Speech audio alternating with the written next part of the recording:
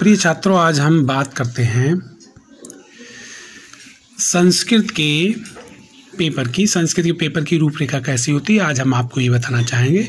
संस्कृत में जो होता है, सबसे पहले आपको एक श्लोक दिया होता है। एक श्लोक का उसमें आपको क्या लिखना होता है, श्लोक का अर्थ लिखना होता है।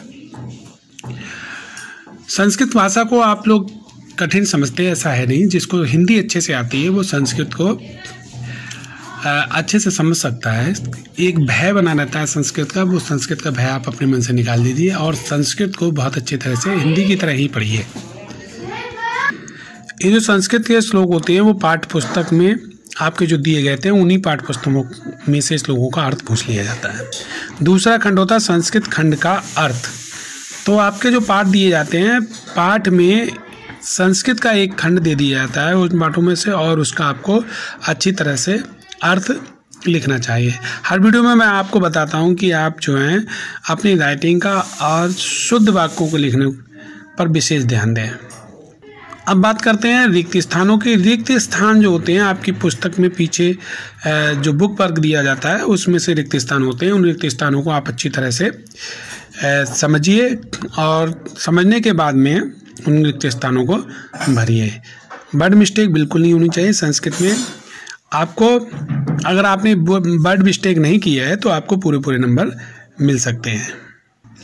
अब हम बात करते हैं शब्दार्थ। शब्दार्थ जो होते हैं वो पाठ्य पुस्तक में पाठ के पीछे दिए जाते हैं। उन पाठ्य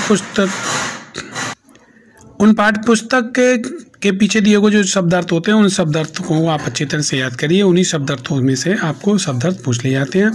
वाक्य प्रयोग जो होते हैं पाठ में दिए जाते हैं। पाठ्य पुस्तक के जो वर्ग होता है उसमें, अभ्यास पुस्तिका में जो आपका पीछे वर्ग दिया जाता है उन्हीं में से वाक्य प्रयोग दिए जाते हैं। वाक्य प्रयोग और मिलान पाठ के अनुसार ही होते हैं। वाक्य प्रयोगों को करते समय यदि आपको वाक्य बनाने का उचित ज्ञान है तो आप वाक्य अपने शब्दों में बना सकते हैं। इन सभी के बाद संस्कृत व्याकरण की बात आती है। तो संस्कृत व्याकरण में संधि वही होती हैं, धातु रूप होते हैं, शब्द रूप होते हैं। संस्कृत के बुक के पीछे जो व्याकरण दी जाती है वो पेपर की दृष्टि से बहुत महत्वपूर्ण होती है, अतः हमें उसी को अच्छी तरह से याद करना चाहिए। इसके अलावा यदि हम बात करें तो पाठ्य पुस्तक से एक श्लोक पूछ लिया जाता है। पाठ्य पुस्तक में जो श्लोक आपसे पेपर में जो पूछा जाता है श्लोक, उस श्लोक में एक बात का ध्यान रखें, वह श्लोक बिल्कुल ना लिखें जो पेपर में दिया गया हो। अगर आपको दूसरा श्लोक याद है तो उस श्लोक को लिखें, उस पेपर में जो दिया गया है उस श्लोक को ना लिखें। कभी कभी पाठ का सारांश भी पूछ लिया जाता है। सारांश के अंतर्गत आपको सारांश हमें संस्कृत में नहीं लिखना होता, सारांश हमें हिंदी में लिखना होता है। यानी जो आपने पाठ है उसकी कहानी या जो भी आपने पढ़ा है उस पाठ में उसका अपने शब्दों में वर्णन करना होता है। इस तरह से आज ये संस्कृत का मैंने पैटर्न आपको समझा दिया।